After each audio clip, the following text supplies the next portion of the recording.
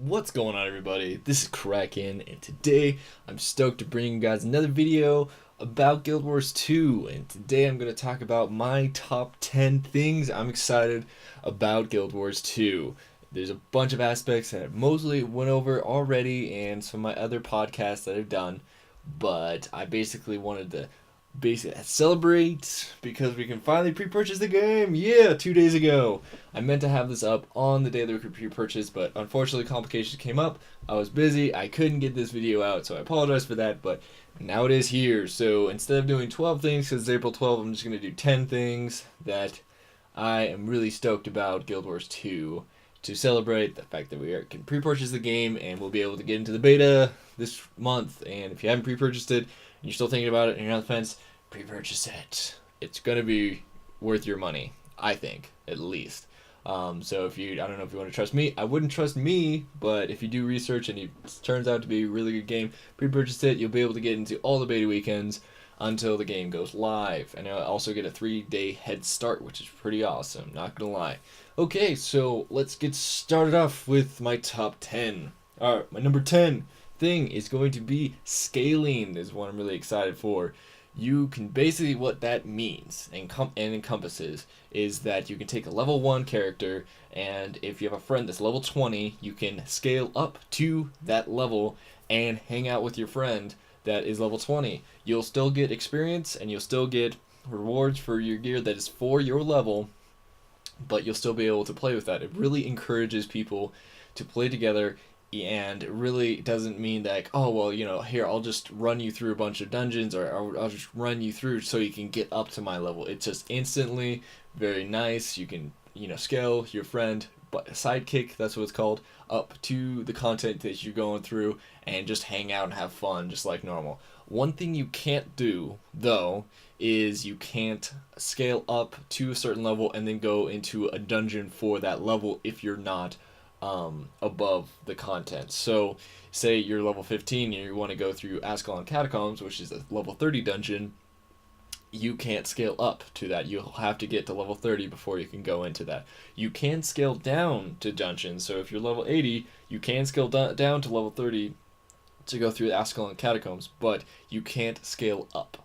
That's the only thing with dungeons. But if you're just doing dynamic events, and just hanging out in the world, you can scale your friend up, and so you can both hang out, get rewards for both your levels, and just have fun. So that's really awesome. Really encourages people. Say, your friend just bought it 2 months after you did, and so you can scale them right up. You guys can play together. You can, show them how to play the game at a little bit of a higher level if you want, or just whatever. I just think it really encourages people to play together and really doesn't hold people back, which is really awesome, which I've definitely seen a lot of games do when you're like, oh man, your friend's really into the game, and so he's like 30 levels ahead of you, so you're like, crap, and you kind of get down, and you probably will, either just get discouraged or have to grind a whole lot. It's just that grinding mentality isn't in Guild Wars 2, which is really awesome. So, number 10, scaling. Alright, so now let's go to number 9, underwater combat. Alright, I know you guys are probably going like, what? Underwater combat? That sucks in all games. Exactly. That's why I'm excited about Guild Wars 2. They're really trying to make underwater combat a really cool thing. One thing, they're killing the breath meter. There's no breath meter. All of a sudden, you just pop on, when you go underwater, you just pop on a breathing device, which is really awesome. And so you don't have a breath meter, so you don't have to worry about that. Also, your weapon skills are changed. So you basically, instead of having, say, a two-handed sword, when you're above land, you go into water and you have a spear. And it's still a melee weapon, but it's underwater, and it has a bunch of underwater, and it takes into account the Z-axis that water has, because you can go up and down and swim around and stuff like that. I also believe that you can dodge underwater, which is kind of odd, but it still works, and it's still that whole mechanic, and the combat is still similar, but it's still a lot different because it is underwater. And say they have like abilities, you can sink foes, and you can make them go up, and then you can protect people and have like a bigger, more like vertical wall kind of action, stuff like that. I'm really stoked for underwater content that they're going to have. They said they had a decent amount, but it's not going to be horrendous, so if you don't like underwater combat, you can definitely avoid it. I'm not going to want underwater combat all the time, but it's just something that makes it up a little bit, and especially since they are trying to make it a good a good. They're just trying to change it up from a lot of different games. You know, it's very nice, refreshing to see that they're actually working on an underwater combat system that is actually very legitimate, and actually hopefully will flow really really well. But we'll see. Okay, that's my number 9. All right, so number 8 is the home instance. So what I've noticed in a lot of different games, a lot of MMOs recently, is that you go in, your character's there, and you just don't feel like you have a base. You feel like you're just kind of this guy that's thrown in this world, and stories are going on around you, and you're like, okay, that's kind of cool. I can help out and stuff, but you don't really feel like you're really a part of the world. I feel like the home instance that Guild Wars 2 is gonna have is really going to change that. I feel like, I don't know, me personally, this is why it's my number 8, is that it basically, I feel like I'm going to be a lot more part of the world. Say if I'm human, I'm going to have my home instance in Divinity's Reach. I'm going to have, achievements are going to be like kind of hung up on the wall, kind of more like a physical thing. And then also some of my other, more when I get further into my personal story, I'll also have some other trophies, like say I need to go for a boss fight or something like that. I'll have that with you. And then you can also, the cool thing is, it's kind of like one of the show-off things. You can group up with like your friend, and he can go into your home instance and check it out and see what's going on. I think it's going to be really cool. It might be like a tavern or something like that. You might have like people or NPCs in there that will be able to sell stuff, or like they have like a story that you went on like a quest with them, which is really awesome. So home instance, cool beans and cool business. Hopefully it's going to be sweet, and I really think it's going to make the game a little bit more immersive. Just that much further from other games. It really like makes you feel a part of the world that you're in. Okay, so number 7 is the dodge roll. So I've already talked about this. Dodge roll, basically do a somersault, negate damage when you're doing the somersault, and get out of AoE effects and stuff like that. So I just think it's really awesome. Me personally, why I think it's going to be really great is that it makes the combat just that much more skill based, and also makes it so that you'll be able to reduce the amount of damage you take a lot, and also makes it so my movement isn't hampered by just, oh, I'm just running, you gotta run out of AoEs. You can dodge out of the AoE, dodge out of whatever attack's coming in. Really awesome, makes it so much more skill, makes the combat just that much more dynamic. Alright, speaking of dynamic, alright, my number 6 is dynamic events. So it's basically the questing system of Guild Wars 2. But it's not really a questing system. It's just kind of like stuff happens around you, and you can either go with it or just like, kind of ignore it. And if you ignore it, the people might fail, and then something else might happen in the zone that's another dynamic event that is the outcome of you not responding, or just say that there's not enough people for the dynamic event and you're not able to complete it successfully. You'll still complete the event, and you still get just as much experience, karma, and gold as if you actually succeeded with it. But if you fail with it, then other repercussions will happen. I just really think it's an awesome system. It's not going to be like the rifts where they said they're dynamic events. The only thing is they're a bunch of rifts, and it's the same thing over and over again, waves of mobs, blah blah blah. Basically what they said, they have 1,500, like they said a long time ago, they have 1,500 different dynamic events. So, and it ranges from you picking apples on a farm to you fighting this ginormous dragon that's, sending undead minions at you. They literally range from those huge things. So that's why they can have so many, is because, each one of those is their own separate dynamic event, which is really awesome. It just kills the whole, oh, kill 10 rats, come back to me, I'm going to tell you to go collect 10 things, come back to me, I'm going to go, tell you just that whole progression, grind, same thing over and over again. You start drooling, and then you get carpal tunnel because you're farming, and then you're grinding, and then you just kill yourself. I'm so happy that they're killing the classic questing system and replacing it with dynamic events. It's my number 6. That is just awesome. I'm so excited for that. All right, my number 5 is explorable dungeons. Explorable dungeons, I've already went over through it with my 5-man instances. It's basically structured PvE. That's what I would like. That's what I like to call it. Is because it's meant for 5 people.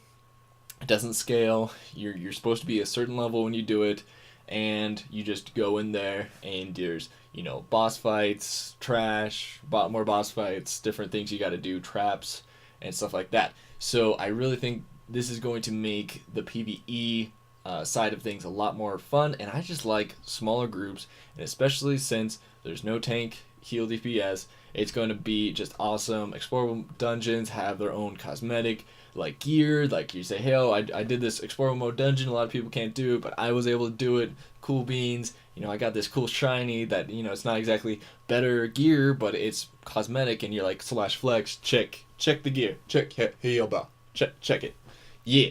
So that is my number 5, explore more dungeons. My number 4 is World versus World, which is basically what encompasses is 3 servers, not 3 factions, 3 servers battle over 4 ginormous maps over 2 weeks, and then whoever is the victor from that gets moved up on a ladder basis. So basically your server is going to be, your entire server is going to be on a ladder of rankings. So your server, if it loses 1 week, it'll go down a little bit, go face other servers that aren't as good, and then what if maybe a bunch of influx of really good PvPers come onto your server, and then all of a sudden your server just annihilates the other 2 servers that you're going against. Granted, there's 2, not just 1, which is really awesome. Really messes up the whole, oh well, this server just better than us, so obviously it's gonna win. It's like, well, yeah, you have 2 servers, so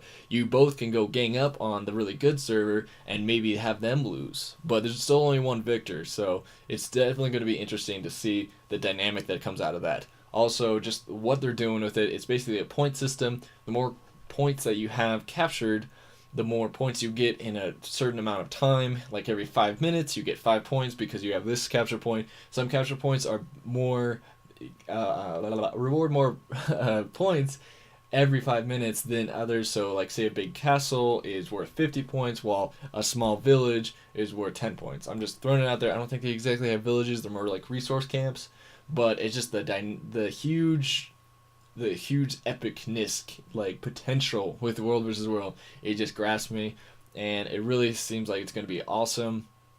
We might see huge scale, you know, large scale battles, like 100 people going against 100 people with a bunch of trebuchets, and, you know, siege golems, which are ginormous Iron Man suits, and just epic battles that are just intense, that might crash servers, which hopefully they won't. I think they were doing a good job about the servers. Hopefully they won't have any issues with crashing, or, you know, issues with frame rate when a bunch of people, which, you know, it might happen. We'll see what happens with that. But it's still just awesome. Just 3 servers going, battling it out for 2 weeks. It just is so sweet. And so, you know, one day you might log on and your server basically has nothing. The next day you log on, your server is dominating. And it just depends on how many people you have that really want to do World versus World.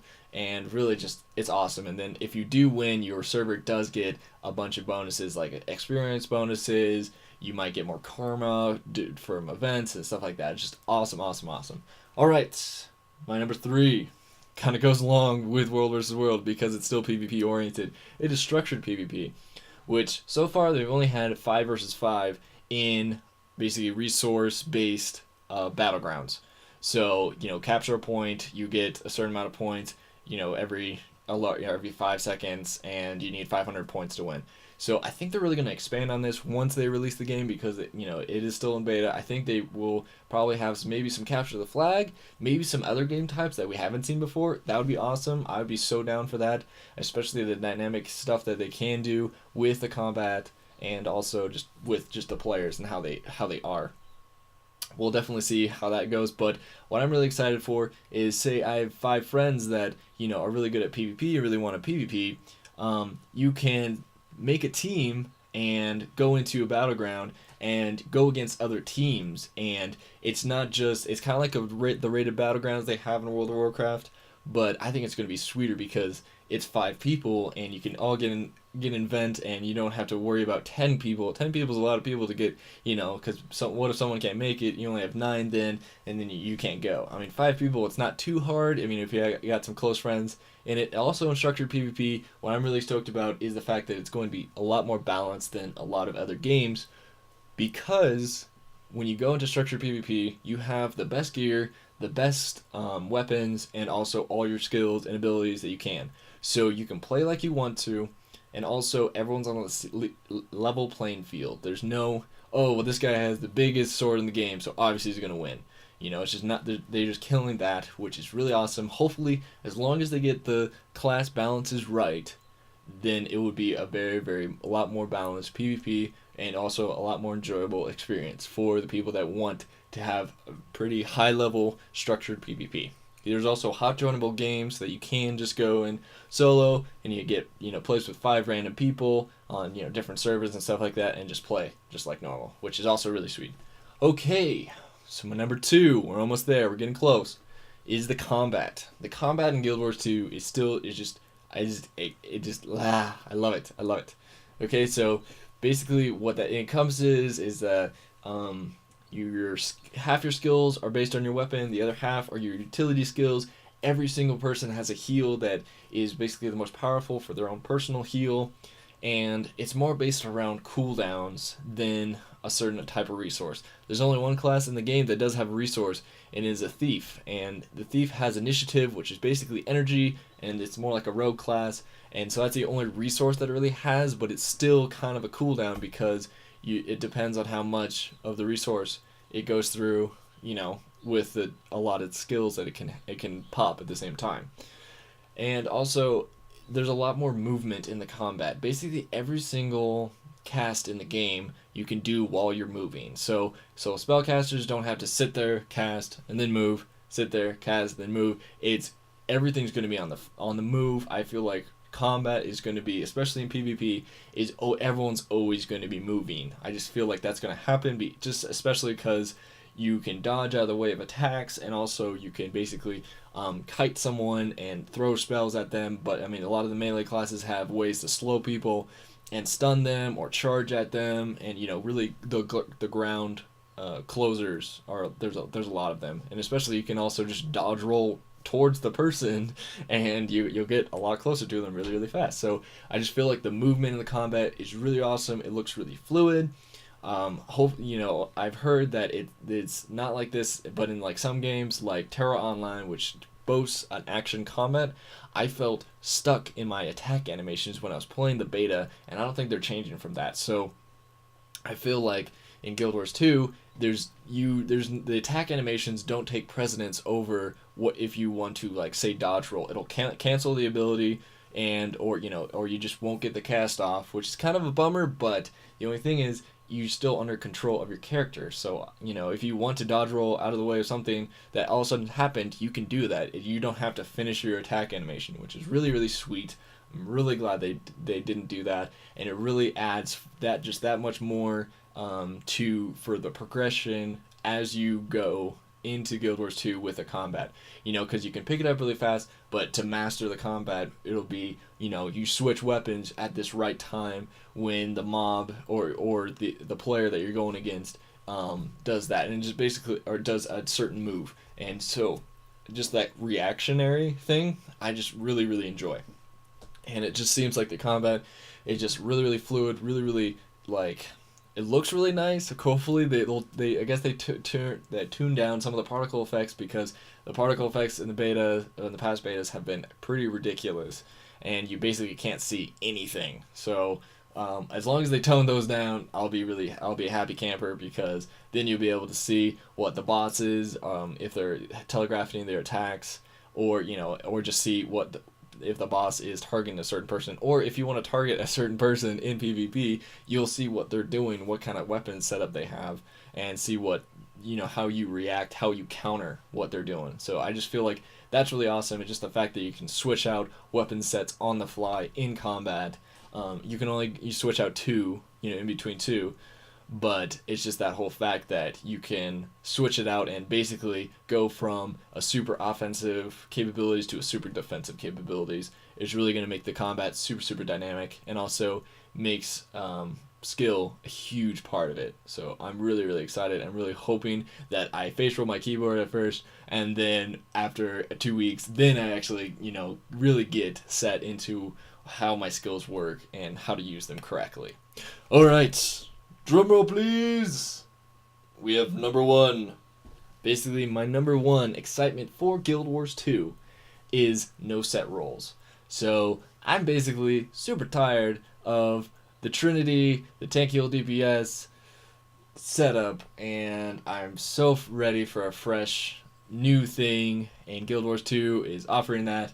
That's why I'm jumping on board, is because there's no tank heal DPS, everything's cooperative, just basically everything encompasses with that is just awesome. I just love every time I hear more about it, I get more excited, because I mean, if you think about PvP, in World of Warcraft and like Rift and stuff, you're going and you're like attacking the person and the guy's almost dead.